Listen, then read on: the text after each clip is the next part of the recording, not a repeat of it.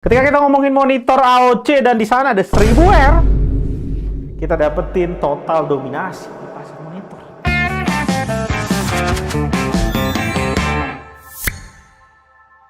R sebenarnya dipopulerkan sama Samsung beberapa tahun lalu. Tapi Samsung abuse 1000R ini dengan kasih kita produk yang lihat aja Samsung G5 series, bodi plastikan semua dan gak jelas rata-rata panel yang dipakai. Plus Samsung cuma mau cover lu garansi 1 tahun.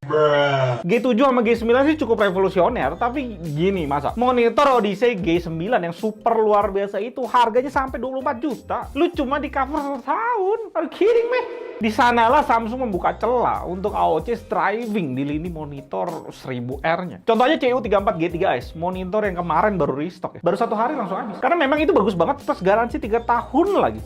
Pastiin lu subscribe biar nggak ketinggalan gue tes ulang 34 inch dan 27 inch 1000R-nya AOC. AOC perlengkap line up-nya dengan 32 inch juga dibikin 1000R. CQ32G3SE. Ada logo E di belakangnya sana. Gue tahu nih, ada yang di-cutting buat bikin ini ekonomis. Penamaan AOC ya gayanya begitu. Dan langsung kelihatan aja, ergo stand apapun nggak ada di sini. Dia kasih kita kaki yang kecil dan cuma bisa tilt doang. Yang ya tiltnya mulus sih. Tapi come on lah. Gue cobain beberapa waktu, enak sih feel kiri kanannya nggak serasa pakai 32 inch, tapi lu dapet bidang kerja luas 32 inch. Tapi atas bawahnya, aduh, buat orang kayak gue sangat butuh turunin monitornya ke bawahan lagi. Nggak nikmat banget lihat atas bawahnya. Terlalu ketinggian gitu. Posisi mata gue juga nggak di tengah-tengah monitor ya. Gue tes di meja 60 cm. Mesti pakai bracket sih untuk sempurnain pemakaian di sini. Face-nya udah ada 100x100 dan portnya juga udah nggak ada ke bawah, jadi udah mantap. Untuk desain sebenarnya opini gue di sini agak bias lah, karena gue udah sering banget ngeliat G3 series AOC.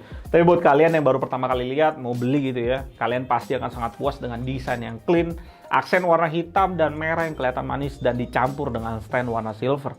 Perpaduan warnanya sih nice. 32 inch QHD 1000R VA panel 165 Hz dan model terbaru tahun 2021. Ada support HDR10, tapi kalau kita lihat brightness-nya dan bit depth-nya di sini nggak benar-benar bisa deliver true HDR, jadi cuekin aja. AOC klaim panelnya cukup luar biasa secara spek. Pas kita tes, sRGB-nya udah 100, P3 memang tinggi sih, 90% lebih. Sehingga Rec 2020-nya juga udah lebih dari 65%. Kualitas AOC sih ada di tengah-tengah lah ya, dari banyak monitor yang kita udah tes, dan masih kalah dibanding LG 32GP.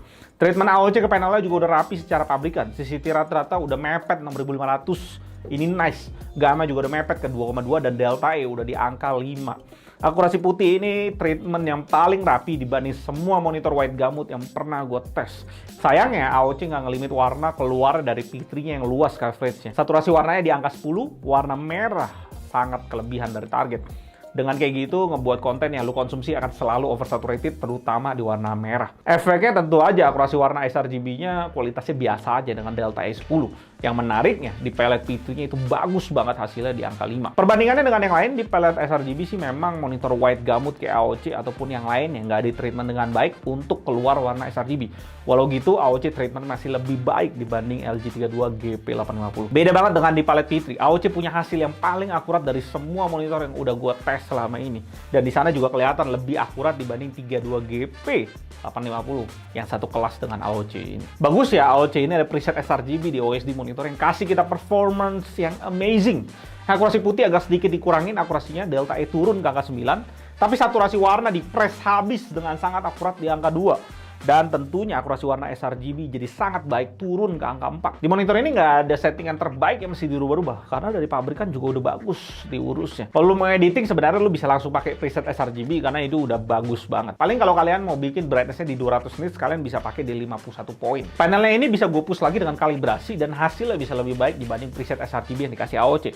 Ini settingan yang gue pakai untuk kalibrasi kalau temperature-nya di mode user. Langsung bisa kalian lihat RGB balance sangat rapih, putih yang keluar sangat natural dan gamanya udah sempurna. Dan delta E-nya akurat banget di angka 3. Saturasi warna langsung jadi perfect di angka 0,9 dan akurasi warna sRGB juga jadi sempurna dengan cuma 1,4.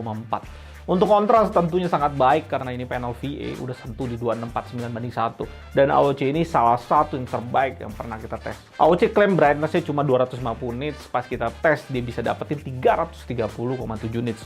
Not too bad lah. Jangan lupa kita buang-buang hal yang gak penting yang dikasih AOC. Kelengkapan lainnya kabel power dan DisplayPort. Kalian bisa dapetin AOC ini di harga 5,4 juta dengan garansi panel full 3 tahun dari AOC. Dan kalau gue bandingin dengan di China, ya ada sedikit perbedaan sekitar 400.000 di 5.050.000. Masih dalam batas yang oke lah. Dan lagi kalau kita lihat saingannya di pasaran, ya nggak ada yang bisa lawan AOC dengan 1000R-nya.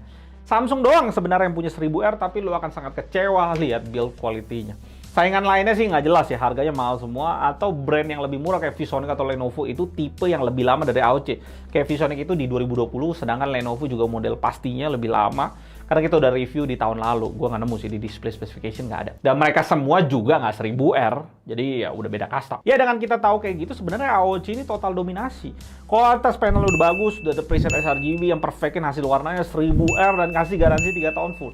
Apalagi coba yang lu minta. Ini monitor termurah 32 inch QHD 165 Hz. Catatan dari gua, pastiin kalian pakai meja yang lebih dari 60 cm. Ini kayak yang gua pakai nih, meja makan dari IKEA 75 cm lebarnya. Supaya penggunaan monitor segede ini jadi lebih nyaman. Plus kalian mesti invest sedikit bisa ke bracket untuk dapetin ergo stand. 300 ribuan cukup lah untuk hal itu. Di sisi lainnya gua agak susah mikirin orang-orang yang mau beli monitor ini. Karena pasti CQ27G3S-nya AOC jauh lebih worth it dibeli kalau pemakaiannya sebagai komputer monitor atau monitor lain kayak Lenovo G27Q yang IPS udah 2K 1400. Sedangkan di 32 inch di sini posisinya agak sedikit aneh.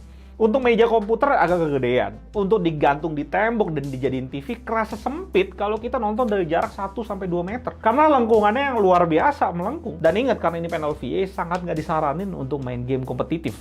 Karena motion blur dan trail hitam di UFO-nya. Buat kalian yang ada consider pengen beli yang ini, saran gue ada baiknya tunggu sebentar lagi untuk Q32G3S-nya AOC. 32 inch QHD flat IPS PNS 165 Hz di harga 5,5 juta yang udah dikonfirm AOC akan masuk di tahun depan. Dan pastinya dengan 32 inch IPS panel akan sangat jauh lebih nikmat untuk dipakai di monitor, jadi monitor di meja kerja, ataupun jadi TV sekalian, lu pasang bracket gitu ya.